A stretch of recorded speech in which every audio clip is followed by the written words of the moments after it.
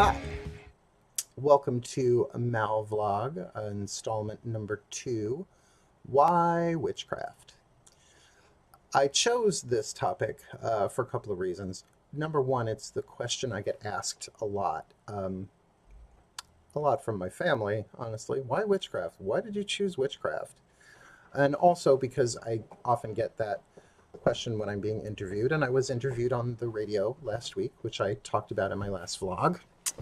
And yeah, so oh, by the way, there are two of my cats. I laid some bait. I put catnip on the floor. So they're just in grazing phase right now. They'll get active. They really love their catnip. So yeah, I am a witch. And why witchcraft? I get asked a lot, and he asked me that in the interview. And by the way, David Levinstein, his radio program is called Out of the Box. We'll talk about that later.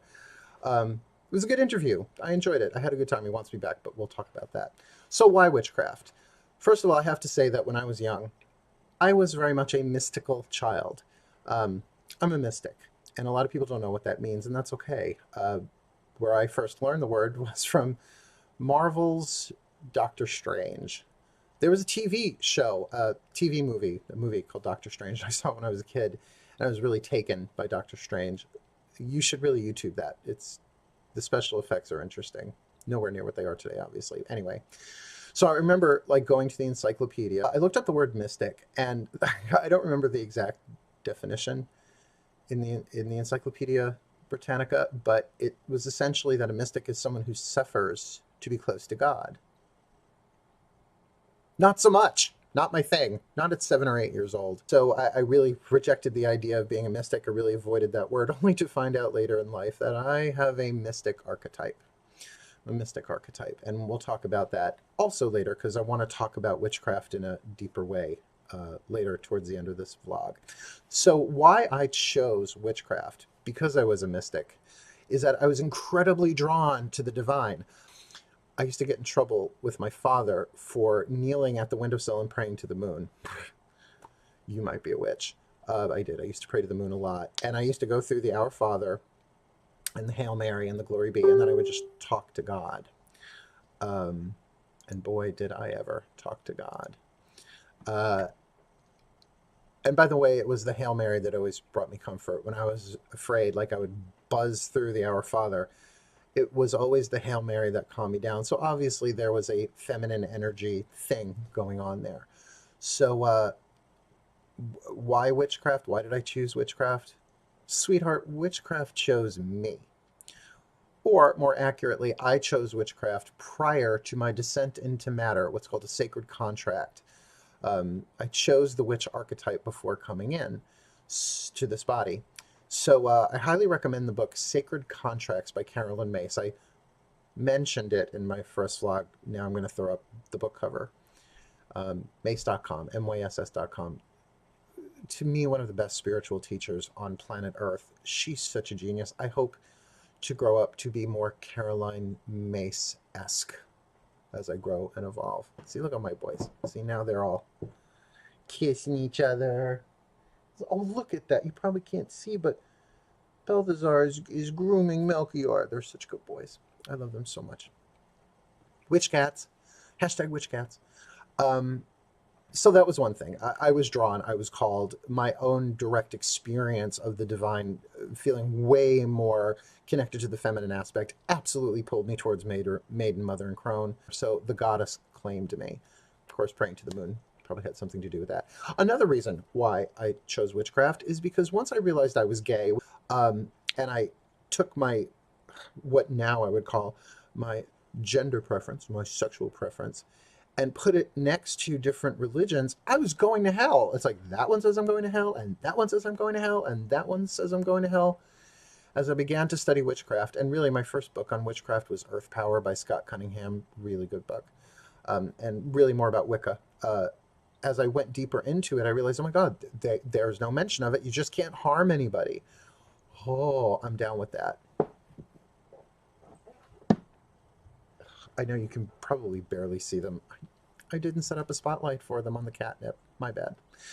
So sociopolitically, it was the most welcoming. It really fit. It was like a hand in glove, like who I came to be in this life. And what at the time, you have to remember, this is like late 70s, early 80s, before the deluge of witchcraft books hit, like in the 90s. I was really drawn. And so that's like one of the big reasons. The other thing that I love about being a witch, now, to clarify, I belonged to a Wiccan tradition for a whole bunch of years. That's how I got my original ordination. Um, Left Wicca because the Celts. I love the Celtic gods. I was a priest of the Morrigan for a year, a priest of Herne for a year, a priest of Lugh for a year, and a priest of Bridget for a year. Gave myself to those gods for a year each. And I love the Celts. And I have Celtic blood in me. I'm what, Irish, German, Dutch. I think I have some Dutch in me. I'm Euromutt. But a quarter of me is Italian, Sicilian, depending on how you want to graph that out. And I've always been called to the Greek gods. So when I left Wicca, let's put it this way. I was an eclectic witch before I was Wiccan. And then I became an eclectic witch again. And that's what really appeals to me. Because witchcraft, yes, is a threefold art, science, and religion. It is recognized as a religion in the Constitution. But for me, the reason why I choose to identify as not just a gay male, which I am, but as an eclectic witch, is because I am free to study whatever I want. I can study anything, and I have. I've studied A Course in Miracles. I've studied angels. Someday I'll talk about my angel experiences. Whew, that's some crazy shit. I can study chakras. I can study Sanskrit. I love the Sanskrit language. I'm not going to learn how to speak it, but I love that like one word can mean like 18 different things. Love that. The symbolic linguistic part of me loves that. It's a never-ending study. I can study astrology. I can study tarot. I can study, God, anything that I want within witchcraft as well as outside of witchcraft. And here's the thing. Now we're going to talk a little bit about archetypes. The word archetype means original pattern. And they are original patterns in the unconscious mind that work like an operating system in a computer. You can't see them, but if something goes wrong with one of them, you know something's off. So you have to go into the operating system and fiddle around. Archetypes are like that. Archetypes are not part of yourself, mind you. It's not like I have a part of me that's a witch and a part of me that's a teacher and a part of me that's an artist and a part of me that's this and that and this. These are soul powers, archetypal powers that we choose before we incarnate, sort of like a contract that we learn and grow and develop along certain lines according to our soul, not our personality. I can tell you that my personality did not choose a lot of this stuff. Eventually it had to, or suffer. So I have the witch archetype, but I also have the teacher archetype. I have way more than that. We all have way more than two. We have essentially a ring of 12 and then another ring of 12 that helps clarify that second ring, and then a third ring. Long story. Magic, Miracles, and Mysticism is where I talk about that. But Carolyn Mace, Sacred Contract. You can read Carl Jung too. Forever Young. Forever Young? The sign language. Forever Young. I want to be forever young. Jung, J-U-N-G. But also archetypes are neutral, meaning that they're not all good and they're not all bad. The lead and gold ratio is what it is, and throughout each lifetime in these contracts, you seek to alchemize the lead into gold. So no one's born with 100% lead or 100% gold. It's all in that ratio. Maybe that has to do with past lives too. I don't know. Past life stuff I'm like this with. Yes, I know they exist, but my Course in Miracles training has given me way too much insight on that. That's another vlog. So the witch archetype, let me go back. The teacher archetype, which I have in spades, I incarnated into a mother that was a teacher. Like I said in my other vlog, I used to tutor. I've been public speaking in class. Like I was always good with oral presentation. Yeah, so not a great student. Like you stick me in someone else's class, I get bored, I get fidgety. I make Mr. Puppet Hand happen when the teacher's not looking. Really not a great student, but a good teacher. So I've taught myself tarot. I eat books. So I've taught myself a lot. I've taught myself chakras and meditation and stuff. And then every time I've worked with a spiritual teacher where it was really a teacher-student relationship, never went well. Never went well. So I understand that now. I love that never-ending study part of it. But now about archetypes. Another reason why I love being a witch, particularly an eclectic witch, is if you think of the witch archetype, we're just going to pick a symbol as a five-pointed star. How radical. You picked a five-pointed star. And think of it as a cookie cutter. The cookie cutter of the witch in this particular case is the exact same for everybody, but what fills that cookie cutter is different. Part of it's collective for sure, but a lot of it is very personal and individual. So one of the pieces or sub-patterns within the larger archetypal pattern of the witch archetype, and these are just some of mine that I've experienced and some of these that I've seen in other people, like one is the teacher. Got it. Because witches usually taught. They usually taught. They were like the shamans, which is another one. The shaman is another archetype within the witch archetype. Very connected to the earth, the spiritual leader of the tribe, the medicine man, all of that. So the healers in there as well. But the teacher part of it is they usually had to teach their replacement, and they usually taught the people in the tribe, in the village, just by example. So there was a teaching component in being a witch, probably goes way back. Like, eat that mushroom, don't eat that mushroom unless you have nothing to do for a few days, and if you eat that mushroom, you're gonna die. So we've got the teacher, we've got the shaman, which the shaman archetype is so rich, and I've got a lot of shaman energy in me, but it's all in the archetype of the witch. You can have the shaman archetype completely separate from the witch. This is why I'm saying read Sacred Contracts. It's some pretty deep stuff, and takes not an intellectual pursuit to discover this stuff. It takes soul contemplation. It means going into the silence, going into the soul, looking back over your life and identifying in a visceral way what these soul powers are. And believe me, it took me years to figure out what mine are, and I don't even know if they're all absolutely in the right placement and all that. What else is in there? The rescuer, that a lot of witches do rescue people. Now, I rescue black cats. Are they still there, or have they moved on? No, they've moved on. There's one now. It's, hey, Bellsy, want to come here, boy? No, of course not. Why come when I want you to come? You're a cat. There's the rescuer is a good one.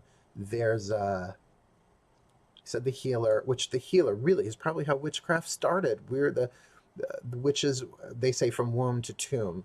They took you from childbirth through the healing process. You got sick. We were the healers, learned how to splint broken limbs and what herbs did what, passed down, as well as probably the morticians, probably the ones that prepared the body for death and burial or cremation or whatever, those last rites. Oh, so there's the priest and priestess, which a lot of witches automatically associate with witchcraft. Some people have said that the witches are the clergy of paganism. I don't know about that. Maybe that's true in a majority. I don't know that that's true, because I used to be a priest, a high priest, and then one day that archetype fled, gone, poof, gone. But being an elder really freed me from that. And there's another one, leader. High priest, in my experience, wasn't just about facilitating rites and rituals, which is what a priest really does. It also had a role of political leadership that it wasn't a good fit for me. The leader just left. Like, if I never do another hand fasting again, I'm good. I just did a baby blessing. Baby blessings are fun because all you got to do is make the baby giggle. It's for the kid anyway. But certainly priestess is in there. The mystic, which I want to return to. A mystic. You know, we joke that when people hear the word mystic or mysticism, it conjures images of Stevie Nicks in the woods, twirling in shawls, glitter in the air, people jumping over logs in pirate shirts. That's not mysticism. And I love Stevie Nicks. Please, I love Stevie Nicks. The song Gypsy took me by the heart. And by the way, I was describing the Gypsy video before. Still, I hear that song, I will pull over in the car and listen to it, if I can. But no, that's not what mysticism is. That's glamour. And I mean glamour in the magical sense of a way of changing your vibration and your appearance. Like in the craft, which, oh, I'm blonde. Never been able to do that, by the way. Not my skill. Leo rising anyway. Who cares? I have great hair. Can you believe 48 still got all my hair? Isn't that great? Look at that wave. That's natural. Anyway. So what is a mystic? A mystic, the mystic archetype, is one who cultivates an intimate relationship with the divine. Intimate relationship with the divine. Like, I love God. Goddess, all that is. Oh, the political correctness of the divine. It was my direct experience in college that I really got that the divine is one light. There is one God. There's one light, but perceived through an infinite number of lenses. Just like looking at the sun directly isn't a great idea.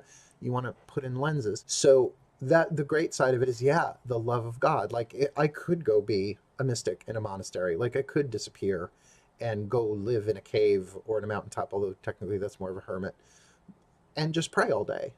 Eat bread, drink water. You know, in monasteries, though, they make you work. They make you peel potatoes and scrub floors and stuff like that, which I'd be down with for a week.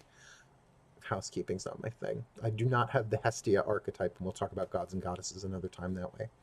Because gods and goddesses are conglomerates of different archetypal gestalts. How's that for free? Archetypal gestalt. So the shadow side of the mystic, or the lead side of the mystic, is delusion and madness. And thank the gods for psychotherapy. I had a brilliant therapist. I still have her on speed dial, but I haven't spoken to her professionally in over 10 years, really way over 10 years. That was a very, very helpful thing. I went through it in my second degree in my Wiccan training. Go to hell, embrace your shadow, find your gems, and return to the surface world to serve. Yeah, don't go for clergy unless it's your thing. And by the way, there's, to me, a big difference between the archetype of the priest and the minister. I'm a brilliant minister. Priest, I can play it. It's just not in me anymore. Anyway, so the mystic is a huge part of the witch, as is the minister now. Why not? But they all work together. One of the great things I learned from Carolyn Mace is that usually if one archetype is active, others are waiting in the wings. That rarely do they just come one at a time. And each one wants to get up at bat within you every day. Tricky. So, yeah, I love being a witch. Two things I will never recant in this life or take back or any of that is number one, I'm gay. Pre-incarnational agreement, sacred contract. I think you do choose to be gay before you come in, before you incarnate, and then once you're in, it's locked. So obviously we make those choices, decisions from a much higher place of the soul, and then once we're in, that's it. So I will never recant being gay. I'm too good at it. I'm not a practicing homosexual. I'm an expert. I won't say professional because that connotates taking money for sex, which I've never done. Dinner? Different. We'll see. Maybe I'll talk about that sometime too. And the other one is being a witch. I will never recant being a witch. I love being a witch. I've pentacle, right? Pentacle. I don't leave, literally, I don't leave home without one. I've got my black cats. Let's see if I can grab my smushy because he's right here. Hold on just a second. Come here, Belzy. Come here. This is the Balthazar here, little Kim Novak. Look at the camera. Go watch Bell Book and Candle. It's fun to stay at the YMCA. This is my smushy boy. He's my Leo kitty. Balthazar. He's my baby. All right, quick. Thanks, Mom. He's a good boy. All my boys are good. And I do. I will take in black cats because you have to draw a line somewhere. Boundaries, which we'll talk about.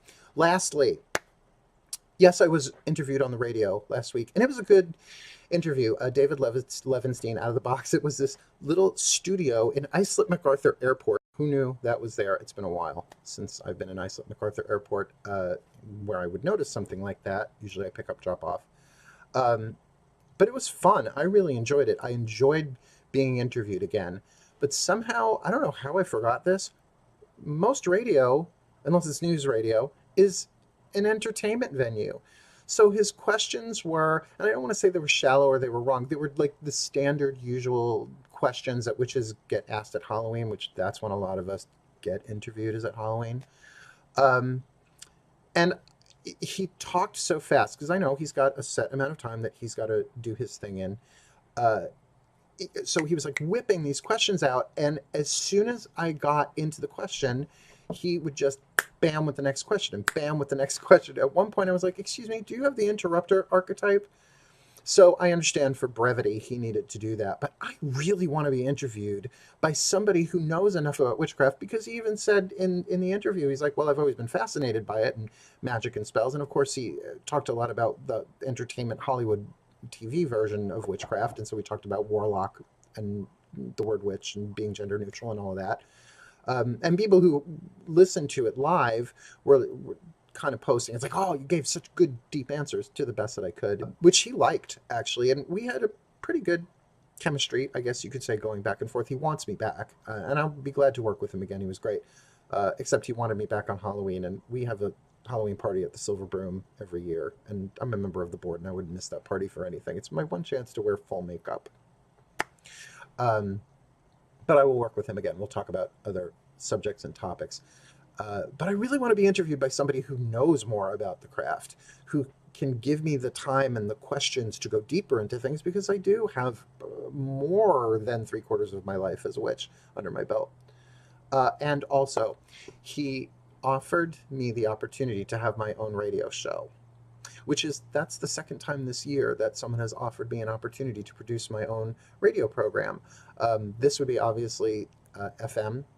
The other one was for internet radio, which I think I'm more interested in, because radio, the budget that you have to get a sponsor for, I need that money. Cat food, life, gas, it's not cheap. So I would have to get a sponsor, and I feel like hitting people up for sponsorships about that much, and that's not even concentrated like Prel. That's like, no, not into it. But we'll see. I'm going to put it on the altar, say a little prayer, not necessarily a spell. But chances are I might lean towards the internet, because it's probably not as expensive as what it would take to do an FM program. Anyway, so what else do I have? I got a very busy week in front of me. I'm probably going to launch this on Wednesday rather than Thursday. I was going to do Thursdays, but actually it's void of course practically all day on Thursday, and Wednesday, probably when you're watching this, it's a Wednesday communication ruled by Hermes Mercury. And the moon's in Virgo. I'm not missing on that. So tonight we actually had to cancel Witch Class Cycle 2 Money Spells. We're doing that next Monday. If you're interested, go to the website, drawingthecircle.com, or our Facebook page for the Silver Broom Ministries, or our Facebook page for Drawing the Circle Productions. We even have a Facebook group for the Silver Broom. It's just called the Silver Broom to differentiate from the page, and I'll put up all the links on there. But now, since I have the day off, I'm going to go do some food shopping. Tonight is the presidential debate, so I'm probably going to hit the liquor store before that. My boyfriend Danny's coming over, so we're going to watch it together. And again, we're on the same political side, so that's helpful. And I'm going to be editing videos. I am really working on the video demand stuff now. We did a reshoot. I mentioned in my last vlog, we did a reshoot last week of Witch Class Cycle 1, Class 4 Astrology, and it came out really good. It was better than the first time we did it. And we're going to do the same for the next class in the series, which is Gods and Goddesses. Maybe we'll do that on Wednesday. I don't know. We'll find a time for it. But I am loving the video on demand process. Oh, yes. And you can find our video on demand videos on our Drawing the Circle website, drawingthecircle.com, or you can find us on Vimeo. Yeah, I have an artist in me as well as a witch, and the artist is really getting into this. And, oh, I also want to give a quick shout out to someone who has inspired me. Post-Maven, right? Thankful for people. Someone who has inspired me with this whole vlogging process is RuPaul's Drag Race Queen, Katya. I doubt you'll ever see this. Maybe you will. Maybe someone who watches this, knows this, will hashtag you or whatever. I think you're amazing. I think your path through everything that you've been through has made you such a better and stronger person, and I love your Periscope vlogs. Yes, my social media director asked me to look at Periscope, but there's too much on the plate right now. But Katya, I am Team Katya, and although Drag Race All-Stars Season 2, whatever, hasn't completed yet, I really hope you win. Really hope you win, because I can see in the way you vlog that your depth way transcends the usual. And I think you're an amazing human being, an amazing spirit. And I hope to meet you someday, and obviously I won't buy you a drink because you are a recovering alcoholic, and I respect boundaries. But you've really inspired me to open up a bit more and to talk more about my stuff and to ramble a little bit. And I think you're amazing. Anyway, so that's it. This has really been fun for me. I now get to edit this all day because I'm not teaching tonight.